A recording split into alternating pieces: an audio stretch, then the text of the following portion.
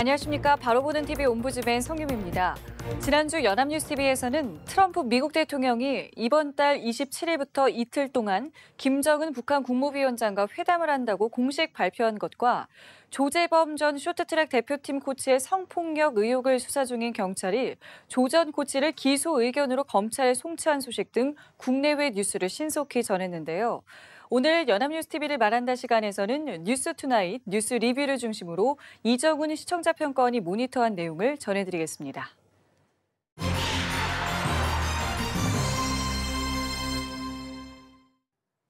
즐거운 설 명절을 앞둔 지난주 공공사업의 예비 타당성 조사 면제와 정치인의 이해 충돌 문제를 둘러싼 정치권의 치열한 공방이 벌어졌고 또 한 분의 일본 위안부 피해자 할머니를 떠나보낸 한 주였습니다. 지난주 연합뉴스TV에서는 공공투자 사업의 예비 타당성 조사 면제 결정에 대해 정치권을 비롯한 여러 주체들의 반응을 중심으로 차분하게 보도했습니다. 지난 1월 29일 뉴스투나잇에서는 23개의 공공투자 사업에 대한 예비 타당성 조사를 면제하기로 한 정부의 조처에 대한 여야 정치인의 반응을 상세히 전했습니다. 이번 면제 결정에 대해 여당인 더불어민주당은 시의적절한 조치라고 논평했지만 자유한국당은 무책임한 인기영합 정책이고 선심성 퍼주기라고 주장했고 바른미래당은 소속 의원의 지역구라고 해도 예타 면제에 대해 철저히 검증하겠다고 밝혔고 정의당은 예타제도 자체를 무력화시키는 나쁜 선례를 남겼다고 비판했다고 전했습니다. 예타 면제 대상으로 선정된 지역의 야당 의원들은 환영의 뜻을 나타낸 반면 탈락한 지역구의 의원들은 여야 할 것 없이 반발하고 나섰다고 보도했습니다. 이어진 보도에서는 이번 정부의 예비 타당성 조사 면제 대상 사업에 오른 지자체들은 일제히 환영하며 수건 사업 해소와 지역 발전 견인에 대한 기대감을 나타냈지만 경북과 수원 등 면제 대상에 포함되지 못한 지자체는 실망과 아쉬움을 드러냈다고 전했습니다. 남부 내륙철도의 예타 면제를 받은 경남, 2개 사업에서 1조 원 이상씩 예타 면제를 받은 전남과 전북은 정부의 결정을 크게 환영했고 각각 8천억 원과 4천억 원 규모의 예타 면제를 받은 부산과 광주시도 지역 균형 발전의 취지를 잘 살린 결정이라고 평가하는 분위기라고 전했습니다. 하지만 예타 면제에서 제외된 경북과 수원은 실망감을 감추지 못했고 염태영 수원시장은 정부 발표 직후 청와대를 방문해 유감을 표하기도 했다고 보도했습니다. 1월 30일 뉴스리뷰에서는 국가균형발전위원회와 국무회의 의결을 거쳐 공공투자 사업에 대한 예비 타당성 조사 면제 대상이 확정됐지만 민간균형발전위원들은 정부 발표를 코앞에 두고 그 내용을 처음 알게 된 것이라고 보도했습니다. 29일 대통령 직속 국가균형발전위원회 본회의가 열려 예타 면제 관련 안건을 의결했습니다. 하지만 송재호 위원장을 제외하고 민간에서 위촉된 18명의 위원들은 본회의가 시작되기 전까지 예타 면제 대상을 모르고 있었던 것으로 전했습니다. 국무회의 전까지 의결을 끝내기 위해 균형발전위 본회의는 1시간 만인 오전 9시 반에 끝난 것으로 전해지는데 15쪽의 예타 면제 관련 서류와 71쪽이나 되는 국가균형발전 5개년 계획안을 모두 꼼꼼히 살피기엔 충분치 않은 시간이었다는 의원들의 지적이 있었다고 보도했습니다. 지난주 연합뉴스TV는 24조 규모의 공공투자 사업의 예비 타당성 조사 면제를 결정한 정부의 방침에 대한 정치권의 반응을 중심으로 보도하였는데 사안의 중요도에 비해 상당히 차분한 보도였다고 할 수 있습니다. 예비 타당성 조사가 일종의 행정적 절차라는 점을 고려할 때 이번 보도들이 전반적으로 정치권 중심으로 이뤄진 것은 다소 아쉬웠지만 해당 결정 과정을 소개하는 보도는 제한적이었지만 맥락을 이해하는 데 유용한 정보였다고 평가할 수 있습니다. 이번 결정에 대한 정치권의 공방이나 지자체 이기주의적 반응에 집중하는 듯한 보도 형태는 예비 타당성 조사가 가지는 행정적 절차로서의 중요성을 희석시킬 가능성이 높습니다. 이번 정부 결정에 대한 단순한 비난이나 무비판적 수용이 아니라 이번 예타 면제 사업들에 대한 구체적인 검증이나 추후 유사한 경우에 적용할 수 있는 절차적 대안이나 현실적 개선 방안을 포함했다면 보다 긍정적인 논의를 이끌어낼 수 있었을 것입니다. 지난주 연합뉴스TV에서는 국회의원의 이해 충돌을 둘러싼 여야 정치권의 의혹 공방과 제안된 대안에 대해 보도했습니다. 지난 1월 28일 뉴스리뷰에서는 여야 간 국회의원의 이해충돌 문제에 대해 정면 충돌했다고 전했습니다. 자유한국당 장제원, 송원석 의원의 이해충돌 의혹을 제기한 더불어민주당은 예결위 간사인 장 의원이 가족이 운영하는 대학의 예산 확대에 개입했고 송 의원 경우 김천 역사 활성화를 주장한 해당 지역 상가를 소유한 것을 밝혔다고 전했습니다. 민주당은 한국당의 전형적인 내로남불 행태라고 지적하고 관련 사안을 철저히 조사하라고 압박한 반면 한국당은 민주당이 송 의원 투기 의혹 범죄를 물타기 하려는 의도라고 반발했다고 보도했습니다. 민주당과 한국당의 대결로 국회 파행이 장기화되는 가운데 바른미래당은 두 거래 정당이 막장 정치 드라마를 쓰고 있다며 국회 정상화를 촉구했다고 전했습니다. 이어진 보도에서는 더불어민주당 박영선 의원은 국회의원의 이해충돌을 원천 차단하기 위한 공직자윤리법 개정안과 국회법 개정안을 대표 발의할 예정이라고 밝혔다고 전하면서 개정안은 공무원 신분에서 국회의원에 선출될 경우 3년간 기존 업무 관련 상임위 의원으로 임명될 수 없고 이해관계가 있는 예산안이나 법안 심사 시 의원 스스로 회피 신청을 할 수 있도록 하는 내용이라고 설명했습니다. 민주당 표창원 의원은 국회 감사위원회를 설치하고 의원들의 재정회계 정보를 투명하는 내용의 국회 윤리법 제정안의 대표 발의를 준비하고 있는 것으로 전해졌습니다. 1월 30일 뉴스리뷰에서는 손혜원 의원에 이어 자유한국당 장제원, 송원석 의원의 이해충돌 논란이 불거진 가운데 공직자 이해충돌을 방지하는 입법이 앞다퉈 추진되고 있다고 보도했습니다. 바른미래당 최이배 의원은 조만간 공직자 이해충돌에 대한 정의와 처벌 조항을 담은 이해충돌 방지법 제정안을 대표 발의하겠다고 밝혔고 정의당 이정미 대표도 국회의원 이해충돌 방지와 관련한 법안을 당 차원에서 발의할 계획이라고 밝혔다고 전했습니다. 지난주 연합뉴스TV는 최근 논란이 되고 있는 국회의원의 이해충돌 문제에 대해 여야 정치권의 대립 과정을 중심으로 보도하였습니다. 전 여당 의원에 대한 야당 의혹 제기와 야당 의원에 대한 여당 의혹 제기, 이에 대한 야당의 반발, 그리고 관련 법안들의 무더기 발의 등과 같은 전개는 사안에 대한 심층적인 이해보다는 정치 혐오를 초래하기 쉬운 보도 형태라고 할 수 있습니다. 여야 정치권의 주장을 단순하게 전달하는 보도 형태는 해당 보도 내용의 사실 여부와 상관없이 사안을 오히려 왜곡하는 결과를 가져올 수 있다는 점을 기억할 필요가 있습니다.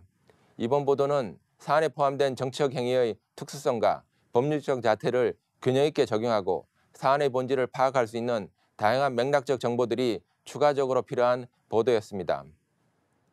지난주 연합뉴스TV는 일본 위안부 피해자 고 김복동 할머니의 장례식 소식을 전하면서 시민들의 예도 분위기를 전했습니다.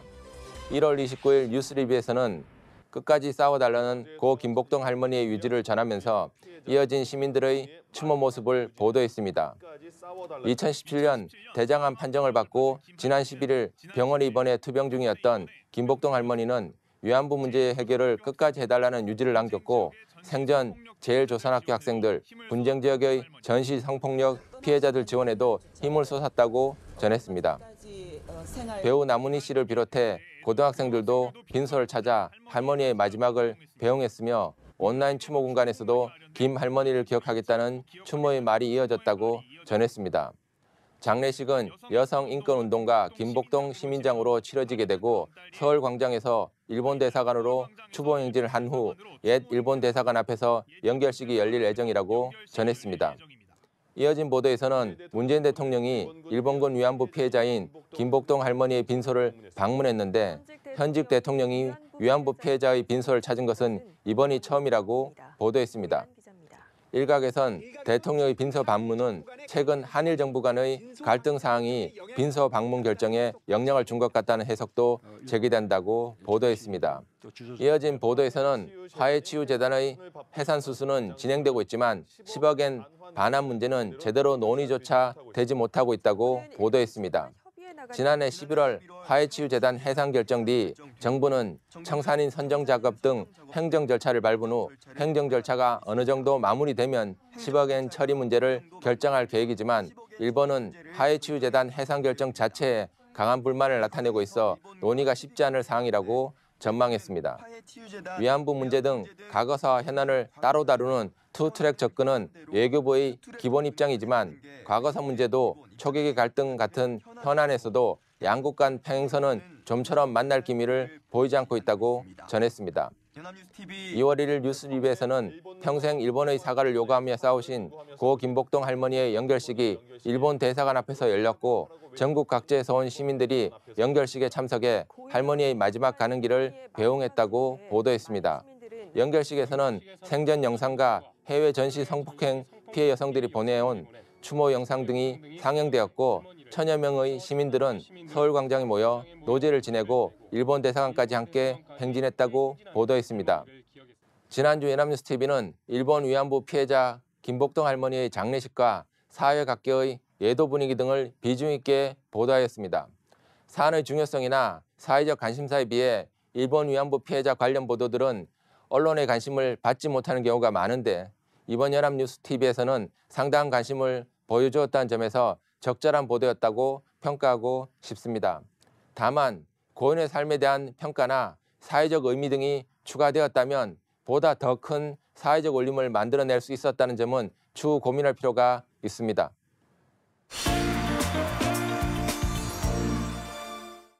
네, 이번 순서는 주말에 방영되는 제작 프로그램을 대학생의 시선으로 분석하고 평가한 내용을 들어보는 캠퍼스TV 리포트 시간입니다.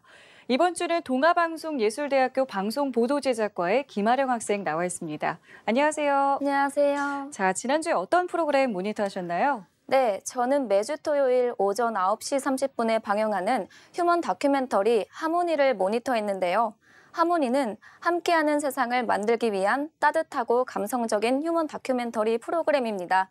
지난 방송에서는 고향을 떠나 낯선 이국 땅인 한국에 자리 잡으며 살아가고 있는 글로벌 가족 가나떼 글라디스 씨의 이야기가 소개되었습니다. 자세한 모니터 내용 지금부터 전해드리겠습니다.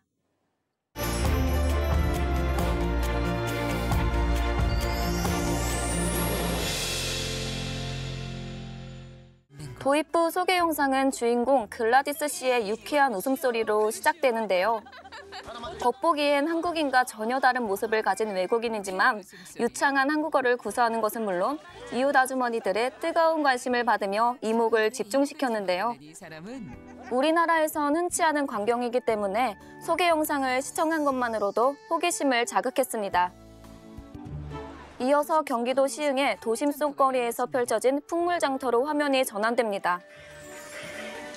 다큐멘터리 주인공 글라디스 씨와 그녀의 이웃 주민 이영애 씨가 장을 보는 모습인데요.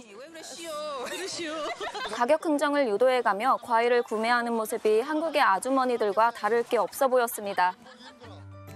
글라디스 씨는 특유의 밝은 성격으로 방송 활동을 하고 있었는데요. 그래서 먼저 알아보고 다가와주는 아주머니들도 많다고 하는데요. 장을 보고 돌아오자 남편 박도일 씨가 글라디스 씨를 맞이해 주는데요. 남편 박도일 씨는 글라디스 씨를 한국으로 오게 만든 장본인이라고 합니다. 곧이어 식사로 코다리찜을 준비하는데요. 요리 중간중간 재치 있는 농담으로 분위기를 화기애애하게 만들며 부엌에는 웃음꽃이 피는데요.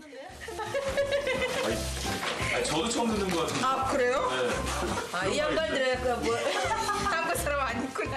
능숙하게 코다리를 손질하는 모습이 한두 번 해본 솜씨가 아닌 것 같았습니다. 한두 번 해본 솜씨가 아닌데요. 이웃 주민 이영애 씨에게 코다리찜 레시피도 알려줍니다. 특제 소스. 보통은 외국인이 한국인에게 한국 요리를 배우는 것이 일반적인데 반대로 한국인을 가르쳐주고 있는 상황이 생소하고 흥미롭게 다가왔습니다. 과거에 요리 프로그램을 했던 경험으로 인해 한국 요리를 배울 수 있었다고 하는데요. 그러니까 엄마들 하는 거 하면 그냥 옆에서 도와주면서 보는 거지. 곧이어 글라디스 씨표 코다리찜이 완성되고 음식을 맛본 동시에 남편을 포함해 이웃 주민들은 칭찬 일색이 가득합니다. 그렇죠. 형님 참 복 받았다. 하지만 처음부터 이웃 주민들의 인정과 사랑을 받는 것은 쉽지 않았는데요. 어디 가도 불편하고 다 한글돼 있으니까 타지에서 외로움과 쓸쓸했던 생활들을 자신의 밝은 에너지로 이겨낸 모습이 대단하다고 느껴졌습니다. 2부에서는 글라디스 씨의 아침 모습으로 시작했습니다. 갑니다. 주로 아침을 빵과 우유로 간단히 먹는 글라디스 씨 부부지만 딸 가영이는 아침은 꼭 밥을 먹는다고 합니다. 그에 비해 아침은 꼭 밥으로 챙겨 먹는다는 딸 가영이. 매일 아침 2번의 상차림을 해야 하는 글라디스 씨를 위해 남편 박도일 씨가 선뜻 설거지를 도맡는데요. 바빴던 아내를 위해 설거지는 남편이 나섭니다. 원래 가나에서 승무원 준비를 하던 글라디스 씨였지만 사업가로 가나에 있었던 남편과 사랑에 빠져 1년 연애 끝에 결혼에 골인했다고 합니다. 1년 연애 끝에 결혼에 꼴이 나면서 가나댁이 된 거죠. 가족 식사 후엔 글라디스 씨의 취미 집 청소가 시작되는데요. 더 꼼꼼하게 할 수 있도록 집안의 모든 의자들을 탁자 위로 올려놓습니다. 갑자기 집안의 모든 의자를 올리는 글라디스 씨. 아내의 부탁과 동시에 외출을 나가버린 남편 때문에 하지만 청소 시작과 동시에 슬그머니 자리를 피하는 남편. 결국 글라디스 씨 혼자 청소를 시작하는데요. 글라디스 씨. 너무 철저한 성격 탓에 가끔 딸 가영이의 잔소리를 듣긴 하지만 집에 온 손님들이 집안이 깨끗하다고 칭찬해줄 때 가장 기쁘다고 합니다. 됐을 때 마음이 너무 기쁜 거지. 이어진 3부 시작은 글라디스 모녀의 모습으로 시작했습니다. 딸바보 글라디스 씨의 특별한 사랑 이야기. 평범한 아파트지만 집안 곳곳에 아프리카의 특유의 매력이 돋보이는 글라디스 씨의 집이 인상적이었는데요. 딸 가영이의 머리카락은 곱슬기가 강한 탓에 스스로 머리 손질이 어렵다고 합니다. 어느새 훌쩍 커버린 가영이는 엄마와 둘도 없는 단짝 친구가 되어 있었는데요. 가영이는 피아노 학원을 포함해 총 4개의 학원을 다니고 있다고 하는데요. 수영까지 모두 4개의 학원을 다니고 있습니다. 또한 글라디스 씨는 딸 가영이가 좋아하는 것에 관심을 가지고 함께하려고 노력하는데요. 저는요. 그 덕에 가영이의 친구들이 많이 부러워한다고 합니다. 되게 좋겠다고. 약간 너 되게 좋겠다고. 요즘 아이들 사이에서 유행 중인 스마트폰 어플을 이용한 놀이에도 즐겁게 놀아주는 모습이 마치 친한 친구 관계처럼 보였습니다. 어플이라고 합니다. 다음 날 두 모녀가 이태원 거리를 찾았는데요. 바로 딸 가영이의 헤어스타일에 변화를 주기 위해서였습니다. 스트레이트를 하고 여기를 조금 색깔이 이곳은 가나에서 온 사람이 직접 운영하고 있는 글라디스 씨의 단골 미용실이라고 합니다. 가나에서 온 사람이 운영하고 있는 미용실인데요. 방문할 때마다 고향 생각이 나서 꼭 머리 때문이 아니더라도 이 미용실을 찾게 된다고 하는데요. 장소입니다. 그런데 거울을 보던 딸 가영이의 표정이 점점 굳어갑니다. 가영이. 엄마 근데 크게 따는 거지? 작게! 작게 따는다고? 왜 크게 따는 의사소통이 중간에 잘못되었는지 결국 따왔던 머리를 다시 풀고 새로 닦기 시작하는데요. 점점 자라면서 과거와는 달리 이젠 자기 의견이 뚜렷해진다고 합니다. 지금 더 크니까 자기가 원하는 것도 있고. 아니면 이 나머지는 엄마가 집에서 해줘. 시끄러. 그냥 좀. 사춘기에 다가올 딸 가영이와 앞으로의 갈등은 더 깊은 화해로 이겨낼 것이라는 따뜻한 내레이션과 함께 영상은 마무리되었습니다. 보다 더 깊은 화해로 이겨낼 겁니다. 네, 모니터 내용 잘 봤습니다. 김아령 학생은 어떤 장면이 가장 인상 깊었나요? 네, 저는 가나댁이 딸과 눈높이를 맞추어 친구처럼 함께 놀아주는 장면이 가장 기억이 남았는데요. 한국에서는 보기 힘든 장면이기도 하고 평소에 딸을 걱정하고 용기를 북돋아주는 모습이 큰 임팩트로 남았습니다. 네, 알겠습니다. 지금까지 휴먼 다큐멘터리 하모니를 모니터한 동아방송예술대학교 방송보도제작과의 김아령 학생과 함께했습니다. 오늘 말씀 고맙습니다. 감사합니다.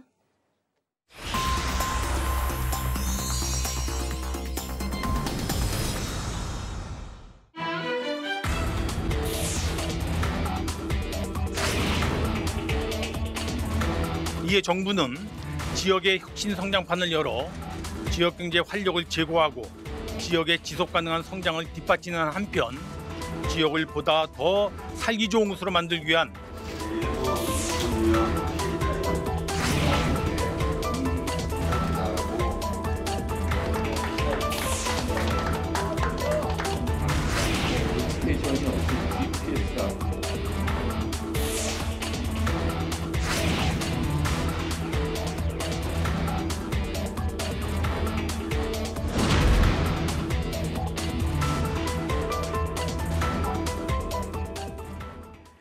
정부가 총 사업비 24조 원에 달하는 23개 사업에 대한 예비 타당성 조사를 면제한 결정을 놓고 논란이 계속되고 있습니다.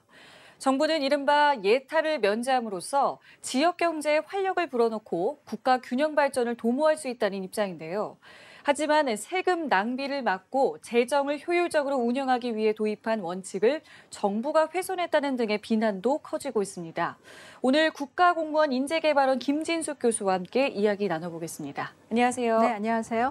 자, 먼저 이 예비 타당성 조사가 무엇인지, 그리고 이번에 발표한 예타 면제를 받은 사업들을 먼저 간략하게 정리를 좀 해주시고요. 네. 이 정부의 예타 면제 결정 배경을 놓고 우리 언론에서는 어떻게 보도를 하고 있는지도 정리해 주시죠. 네, 우선 예비 타당성 조사란 그 500억 원 이상이 투입되는 사업의 경우 사전에 타당성을 검토하는 정부의 정책 수렴 과정입니다. 대규모 예산을 편성하기에 앞서서 경제적인 효과 또 정책적인 효과를 일일이 좀 따져보겠다는 겁니다. 기획재정부는 그동안 17개 시도로부터 32개에 달하는 사업 신청을 받아서 이 중에 국가적 차원의 우선순위와 또 타당성 등을 검토해 이 중 23개 사업에 대해서 예타 면제 결정을 내렸습니다. 정부가 이들 사업의 예비 타당성 조사를 면제해준 명분은 국가 균형 발전입니다. 예타를 건너뛸 수 있는 몇 가지 이제 예외 조건이 있는데요. 지역 균형 발전도 이제 그중 하나이기 때문입니다.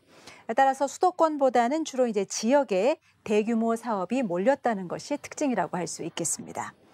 가장 규모가 큰 사업은 경북 김천과 경남 거제를 고속철도로 연결하는 남부 내륙철도인데요. 서울에서 거제까지 4시간 30분이 걸리던 것이 이제 2시간 40분으로 줄어들게 됩니다. 또 전북권의 수건 사업이던 새만금 국제공항과 또 충북선 철도 고속화, 수도권과 강원을 잇는 제2 경춘국도, 그리고 경부선과 호남선이 만나는 평택과 오성 구간에 선로를 추가하는 것, 이 밖에도 도시철도 7호선을 포천까지 연장하는 사업도 포함됐는데요. 수도권이지만 그동안 이제 상대적으로 발전이 더뎠다는 점을 감안해서 이루어진 결정입니다. 사실 예타 면제 결정이 내려지기 전부터 여러 가지 우려의 목소리가 이제 많았습니다. 침체된 경기 부양을 위해 불가피한 조치다. 대규모 자금이 투입되는 만큼 경제 활성화에 도움이 될 것으로 기대된다는 이제 긍정적인 의견이 있었던 반면에 과거 정권과 같이 또 토목공사에 세금을 쏟아붓는 것이 아니냐, 기업들만 배불리는 저사업성 사업이 남발될 수 있다 등 비판의 소리가 함께 쏟아지고 있습니다. 중앙 언론 대부분은 혈세 낭비의 우려가 있다, 총선용 나눠주기식 선심 정책이다 등 비판과 우려의 시각이 많은 반면 지역 언론사의 경우는 지역별로 희비가 엇갈리면서 반응 역시 제각각이었습니다.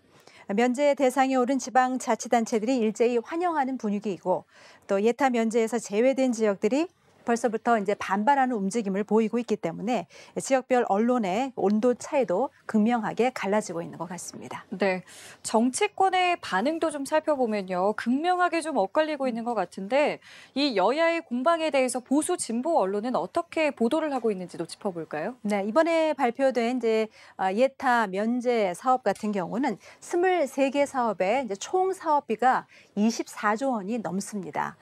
막대한 예산이 투입되는 만큼 굉장히 민감한 사안인데요. 이해관계에 따른 이제 언론의 갑론을박에 정치권의 날선 공방까지 더해지고 있습니다. 보수 진보 할 것 없이 중앙 언론 대부분은 이제 비판적인 시각을 드러냈습니다.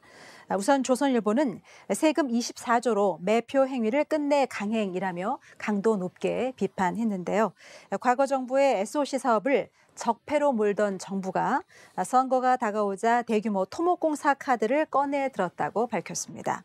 그러면서 이번 예타 면제 대상을 보면 이제 친문 인사들이 단체장인 지역에 집중됐고 야당 도지사를 낸 경북에는 사업 규모가 대폭 축소됐다고 주장했습니다. 동아일보는 예타 건너뛸 24조 사업 끝까지 따져봐야 한다라면서 이 사업들이 실제 지역 발전에 도움이 될지는 미지수라고 밝혔습니다. 그동안 여당에서는 4대강 사업에 들인 예산을 4차 산업혁명 쪽으로 돌렸으면 기술 개발이나 인력 양성 같은 산업 경쟁력이 높아졌을 것이라고 비판해 왔으면서 이제 와서 당장의 산출물에 급급해서 세금을 쏟아붓는다면 훗날 엄한 비판을 받을 것이라고 지적했습니다. 중앙일보는 재정 건전성을 확보하는 최소한의 장치를 허물어뜨렸다라면서 비판했는데요. 정부는 미래 위험에 대비해 최대한 효율적이고 보수적으로 예산을 운영할 책임이 있다는 점을 잊지 말아야 한다고 강조했습니다. 그동안 정부 정책을 지지해온 한겨레와 경향신문도 이번에는 신중한 접근이 필요하다면서 경계의 목소리를 높였었는데요. 한겨레 신문은 세금 낭비 우려되는 무더기 예타 면제라면서 부작용을 최소화하려면 면제를 받은 사업이라도 앞으로의 추진 과정에서 사업 규모의 적정성을 다시 한번 면밀히 따져보고 사업 계획을 꼼꼼히 수립해야 한다라고 지적했습니다. 경향신문은 무더기 SOC 예타 면제, 4대강 사업과 뭐가 다른가라면서 전체 예타 면제 대상의 82.6%가 도로나 철도, 공항 같은 SOC 사업에 집중돼 있다면서 정부가 이같이 구태의연한 단기 부양에 몰두할 일이 아니라 지속 가능한 장기 대책을 마련해야 한다라고 강조했습니다. 말도 많고 탈도 많았던 예타 면제 사업에 대한 보도를 보면 주로 홀대, 우롱, 분노, 허탈감 등 좀 날선 공격으로 채워진 기사가 많이 있는 것 같습니다. 물론 비판과 지적이 필요하지만 이해관계에 따른 편향적인 보도를 일삼는다거나 지속적으로 논란을 부추기는 이 보도 행태는 그다지 바람직해 보이지는 않습니다. 네. 일각에서는요, 이 예비 타당성 조사 제도를 개선해야 된다라는 목소리도 나오고 있는데요. 네. 이러한 주장에 대해서 지금 우리 언론은 좀 어떻게 보도를 하고 있었습니까? 네, 이제 정말 수많은 우려와 논란 속에서 앞으로 10년 동안 이어질 굵직굵직한 사업들이 출발점에 서 있습니다. 정부에서는 상반기 안에 개선안을 마련할 예정이라고 하지만 재원 마련과 또 제도 개선 등 앞으로 넘어야 할 산들이 또 첩첩이 쌓여 있는 것 같습니다. 그동안 제도 개선의 목소리를 높았던 이유 중에 하나는 바로 평가 항목입니다.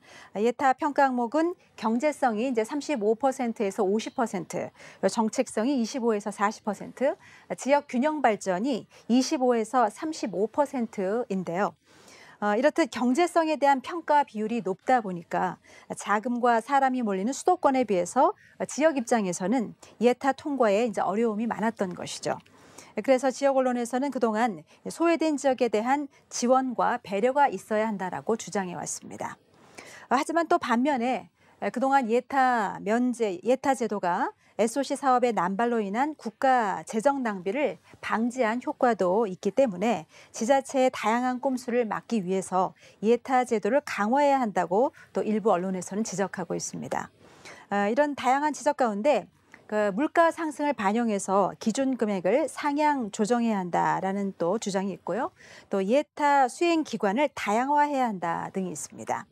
특히 이번 결정이 균형 발전이라는 명분 때문에 수도권 신도시의 경우 교통 문제 같은 당장 필요한 사업이 대책 없이 지연될 수 있다라고 우려하기도 했습니다. 네, 지적을 해주신 대로 예타 면제에 대한 명확한 제도도 개선이 돼야 하고 또 재정 낭비도 막아야 할 텐데요. 이럴 때 우리 언론은 좀 어떤 역할을 좀 해야 할까요? 네, 예비 타당성 조사 면제 대상에 따라서 이제 지역별로 좀 희비가 엇갈리면서 지역 간 갈등이 심화될 우려가 좀 있어 보입니다.